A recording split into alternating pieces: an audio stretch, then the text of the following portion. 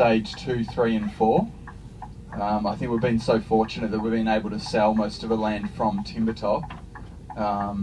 And I guess we had a plan to probably open the homestead down at Kaduna Park, but we just haven't had the stock to sell, and the strategy sort of worked really well from Timbertop anyway. So we're quite excited about how it's all sort of taken shape.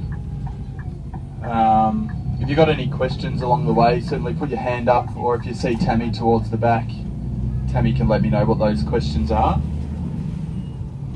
In terms of what you'll see today, so I guess in totality Kaduna Park sits at around sort of 700 odd home sites. There is future areas for commercial spaces and whatever else, but a lot of those would require a bigger residential catchment. So if you look at the master plan, we haven't actually shown really much of that on there. And I guess the buyers that are living here, you're so fortunate that Arena and Lakeside Square, they are just moments down the road, and you've already got great access to Kaduna Road train station and then back onto the freeway as well. It's pretty rare for I guess new land estates to be so well served by that sort of infrastructure. The site, so the front area that we'll see pretty much from the sign all the way down to the homestead is that sort of future commercial space.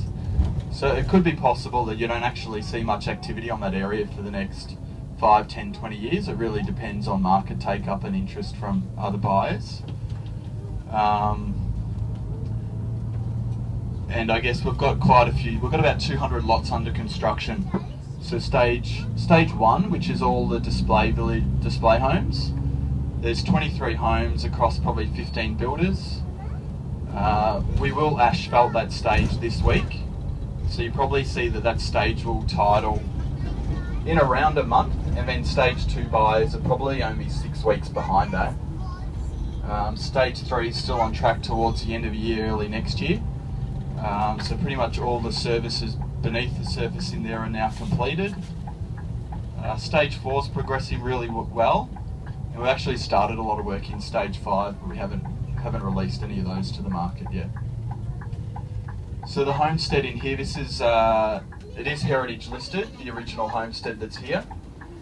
As part of the planning for the area, we have handed this over to Kaduna Shire. We've got a lease back in place for the next sort of 5 years, where we kind of envisage local community groups being able to utilise the homestead. We kind of see the sheds being used for a men's shed, and it's really up to the community in terms of how and what they end up using that for. Yes, we would put it out to people, expressions of interest if they wanted to run cafes, or if someone has a vision for it that they think would work. We'd certainly be open to entertaining those ideas. And then long-term, Kaduna Shire do actually use it as a community centre. So once this whole hub here is sort of all built out, it provides a little, pretty cool little space for the community, and the gardens in there are pretty spectacular as well. Off to your left-hand side, so this is the ultimate, it treats all the stormwater. So where we are at Club Officer, all the water from that area there, I guess, gradually feeds down here before it heads further south. We've got huge amounts of work even to do on the other side of Kaduna Road to provide the ultimate stormwater drainage for this catchment. There will be, within the retarding basin here, you can see a couple of concrete footings.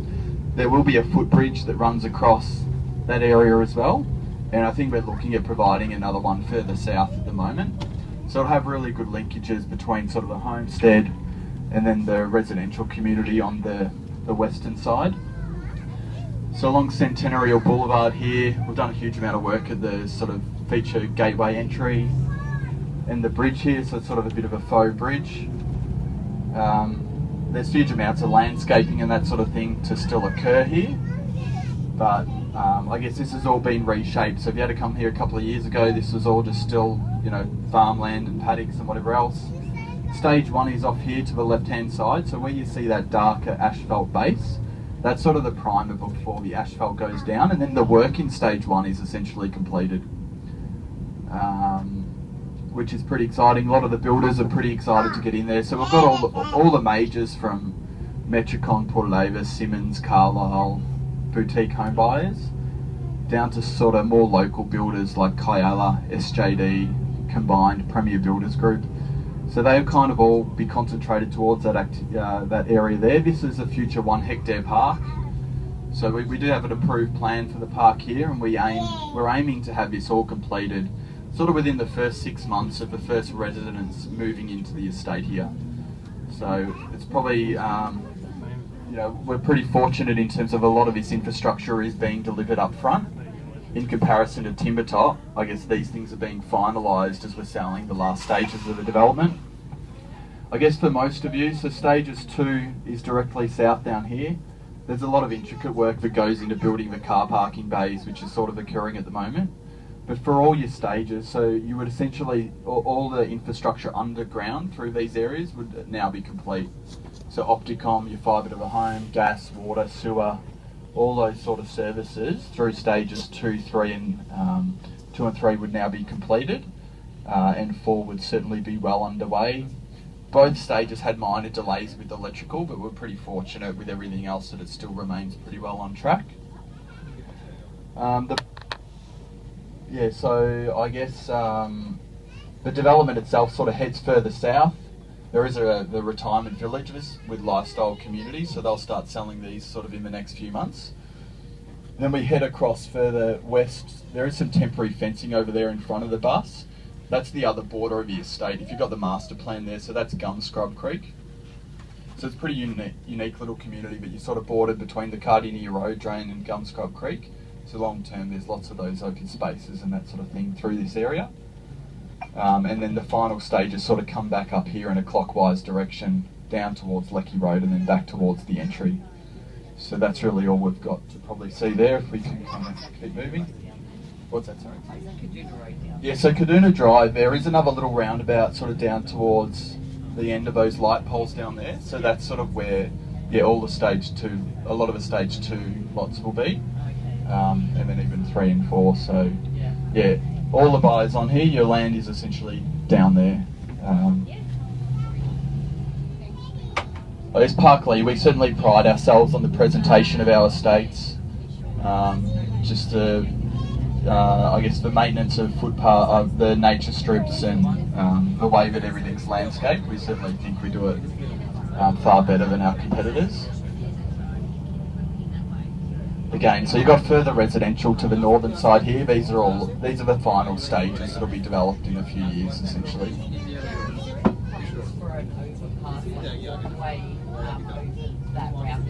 No, so we had a question up the front. Is there any plans for a proposed like pedestrian overpass across the freeway? We certainly voice our concerns with council. That's probably the biggest.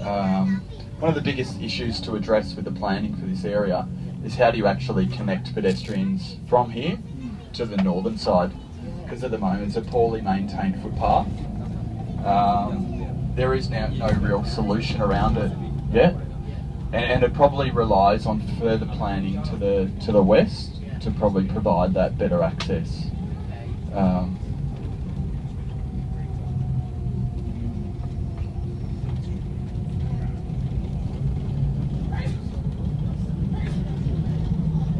We would probably envisage that the display village is operational by sort of early to mid next year. Some of the builders are coming across from Arcadia. They've kind of expressed interest that they're pretty keen to get in here pretty quickly, so whether or not some of them open late Jan, early Feb. But the remainder would be open by sort of June, July next year. And we'll have a land sales office in there as well.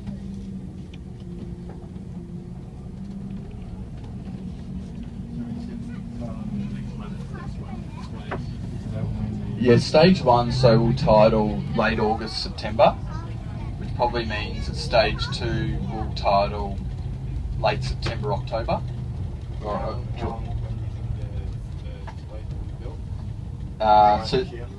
Built. So some would be finished by early next year, but they all contractually have to be open by around June, July.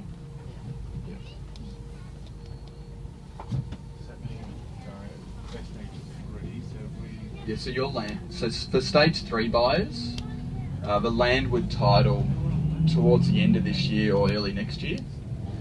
So,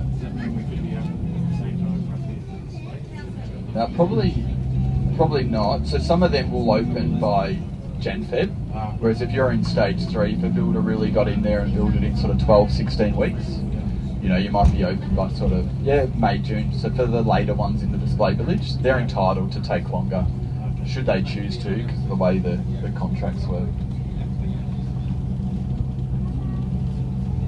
You have to wait long after the title. You've got 2 weeks to settle it. Just one other thing that I'll touch on. So at Timbertop, we've got a pretty active residents group. So they meet monthly. It is all volunteer based, people that are passionate about living there. They end up hosting the Christmas, Easter events, things like Halloween, wine and cheese nights, whatever else. The group itself has already raised sort of in excess of 10 grand for future members and people that are involved in the residents group. And I guess we'll facilitate wherever the sort of a community takes us at Kaduna Park, but we will be open to supporting whatever initiatives there are. So Timbertop have created a mixed netball team. There's sort of yoga once or twice a week depending on the time of the year. There've been interest for fitness classes at the park, so they're all sort of things that we've supported and would continue to do so for Kaduna Park. So like, I guess a homestead at Kaduna Park probably provides a better opportunity to create things like men's sheds and other little community groups. Other things that they're throwing around at Timbertop is like an annual golf day, walking groups and whatever else. So it's really up to the people that live there. We're happy to support them and help put them in place. But then for the long-term viability of it, it's really about the community sort of standing on their own 2 feet.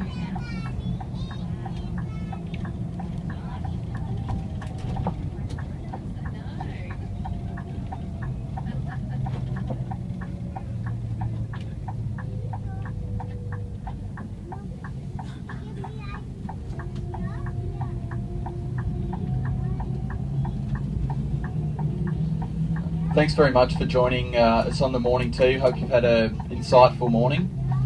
Certainly feel free to hang around. There is morning tea inside until 11 o'clock should you choose. There's also a small gift to take away for each household as well inside if you want to see Rebecca, Laura or Eden. Both Tammy and myself will stay on the bus, but if you want to